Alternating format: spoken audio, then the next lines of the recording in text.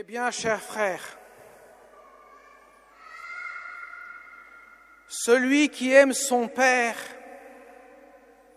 sa mère, son fils ou sa fille plus que moi, n'est pas digne de moi. Celui qui ne prend pas sa croix et ne me suit pas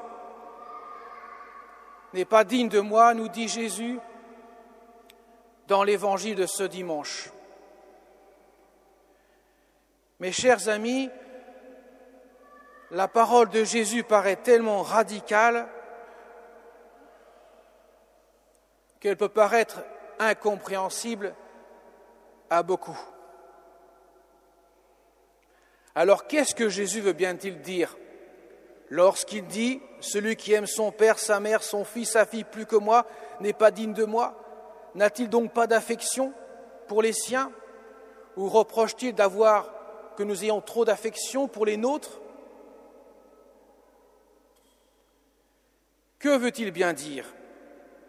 De même, celui qui ne prend pas sa croix, ne me suit pas, n'est pas digne de moi. Veut-il donc dire que nous devons souffrir pour le suivre? Ou alors il y a autre chose derrière?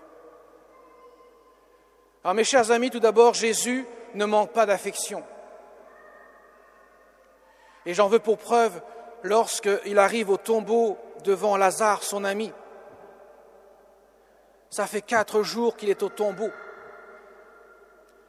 Marthe lui dit, la sœur de Lazare, de son ami Lazare, lui dit « Seigneur, si tu avais été là, mon frère ne serait pas mort. » Et voilà que Jésus se met à pleurer. Il est bouleversé d'une émotion profonde, nous dit l'évangéliste. Et il se met à pleurer. Et pourtant, il sait que dans quelques instants, Lazare qui est mort va revenir à la vie. Alors on pourrait dire à Jésus, quand même, tu exagères un peu. Tu ne fais pas la comédie là pour pleurer ton ami Lazare que dans quelques secondes, tu vas faire revenir à la vie. Et non, il est bouleversé par la mort de son ami Lazare. Donc il a de l'affection. Il est pleinement homme. Il n'est pas un pur esprit. Il est Dieu, certes, mais il s'est fait homme. Il a une âme humaine et un corps humain. Il a donc ces émotions-là.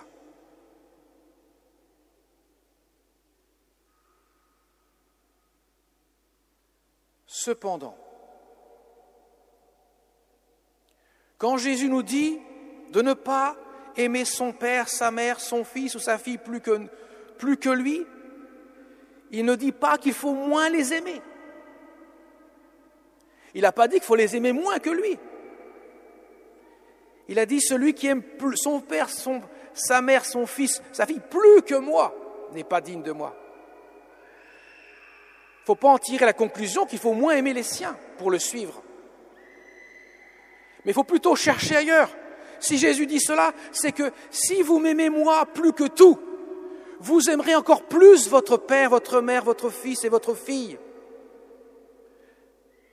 Pas seulement d'affection, mais de l'amour que Jésus a exprimé sur le bois de la croix. Voilà pourquoi il ajoute aussitôt, celui qui ne prend pas sa croix et ne me suit pas n'est pas digne de moi. C'est quoi la croix de Jésus?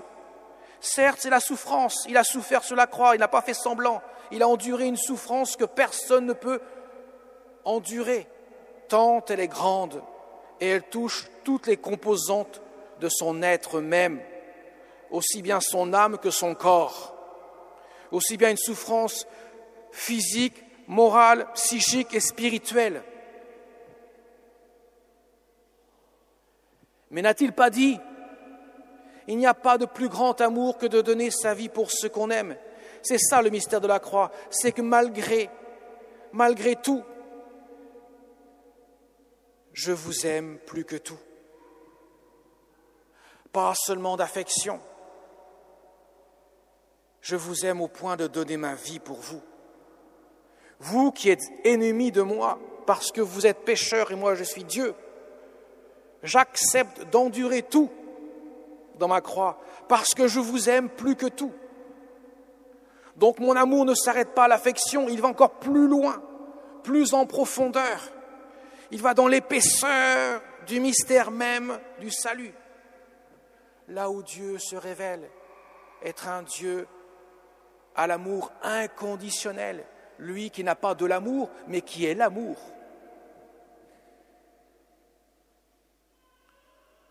Vous voyez, mes chers amis, Jésus veut nous dire « Aimez-moi de manière inconditionnelle. Aimez-moi, donnez votre vie. Celui qui ne renonce pas à sa vie ne peut pas être mon disciple. » Ça veut dire ça. Renoncer à sa vie, ça veut dire... Est-ce que ça veut dire la perdre? Peut-être en quelque sorte.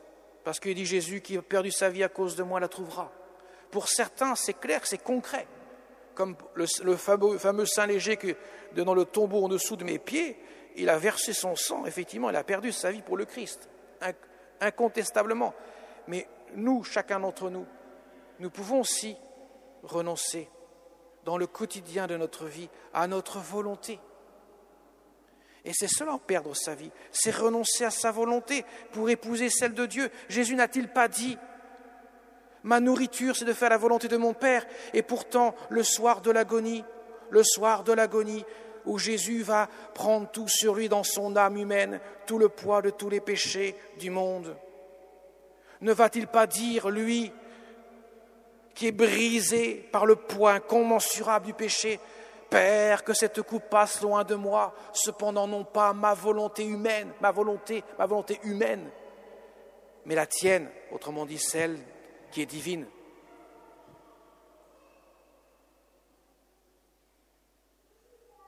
Voyez, mes chers amis, même lui, Jésus, dans son âme humaine, il est profondément blessé par le poids de cette souffrance et du péché des hommes, au point qu'il voudrait quelque peu la déserter. Mais il se range à la volonté divine, à la sienne qui est divine, bien que sa volonté humaine ait quelque répulsion à vivre cela.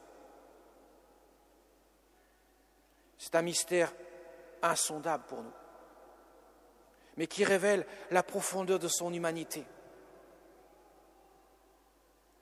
Jésus n'a pas dit d'aller à la croix, la fleur au fusil, comme l'on dit. Il n'a pas dit de souffrir gaiement. Il n'a pas dit plus vous souffrirez, plus vous irez au paradis. Non. Il a dit plus vous aimerez, même au point d'en perdre la vie. Plus vous la gagnerez, car plus vous serez dans l'amour. L'amour de mon Père que je vous donne sur le bois de la croix. Ce n'est donc pas une leçon de morale que Jésus nous fait. Il nous enseigne, il nous fait découvrir la profondeur du mystère de sa miséricorde, de son amour. Il vient, en quelque sorte, frapper à la porte de notre cœur et nous dit « Ne vois-tu pas que je t'aime?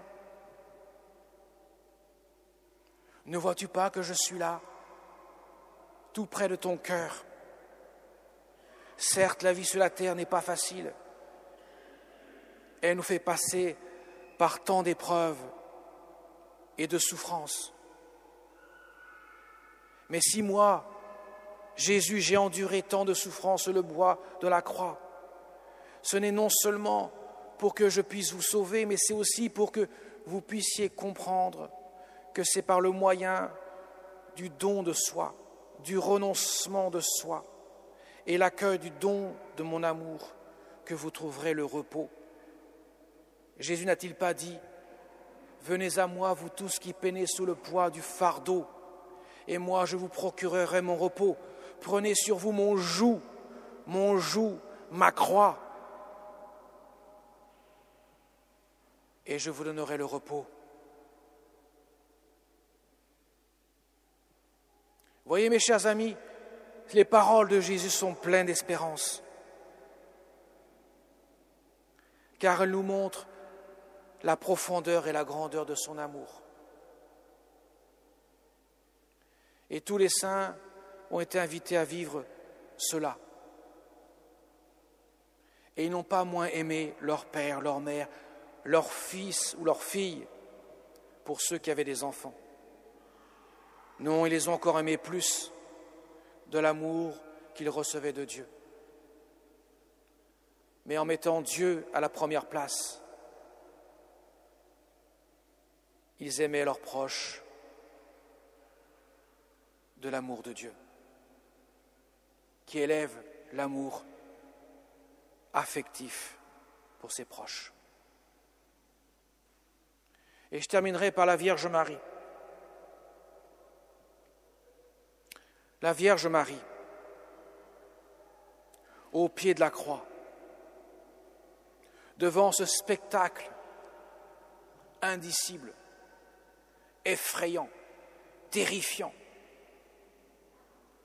de son Fils décharné, à peine reconnaissable, tant les douleurs de la flagellation, tant les douleurs du poids incommensurable du péché ont profondément abîmé son corps et le reflet de son âme.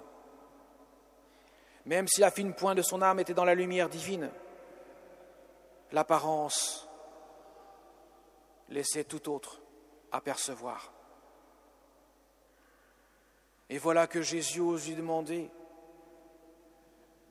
ce qu'on pourrait demander à une mère qui souffre de voir son fils dans une telle souffrance: d'aimer tous les hommes. Femme, voici ton fils. Certes, Saint Jean, il est mignon, il est gentil comme tout. C'est le brave apôtre qui n'a jamais trahi le Christ, qui a reposé sur la poitrine de Jésus, qui a toujours été fidèle en toutes choses, certes. Mais à travers la figure de Saint Jean, Marie avait bien compris que ça ne concernait pas seulement lui, mais tous les hommes, y compris les bourreaux, tous les hommes. Il a demandé à sa mère d'être notre mère au quotidien, pour que nous puissions nous aussi grandir dans cet amour, pour que nous puissions prendre notre croix et suivre le Christ. Et que si nous perdons notre vie à cause de lui, que nous puissions la garder et la trouver. Alors mes chers amis, notre Mère du ciel, d'une manière incomparable, celle dont le cœur a été traversé par un glaive de douleur, celle qui a communié comme jamais personne n'a pu communier à l'amour de Dieu, et nous est donnée pour que nous puissions être soutenus dans notre combat jour après jour contre ce qui nous pèse, contre ce qui est dur à porter pour aimer. Car le combat le plus grand que nous ayons à mener sur cette terre, c'est le combat de l'amour. C'est la plus grande chose que nous puissions posséder. C'est le plus grand trésor que nous puissions posséder dans notre nature humaine, l'amour de Dieu. Le trésor de Dieu dans l'Eucharistie, la soutenance de sa prière, de la prière des saints et la soutenance de sa grâce nous permet ainsi de faire grandir en nous ce trésor. Alors demandons à notre Mère du ciel et à tous les saints de la terre de nous aider à comprendre ce que dit Jésus dans l'Évangile. Celui qui ne prend pas sa croix ne me suit pas, n'est pas digne de moi, mais celui qui prend sa croix et me suit est mon disciple. Amen.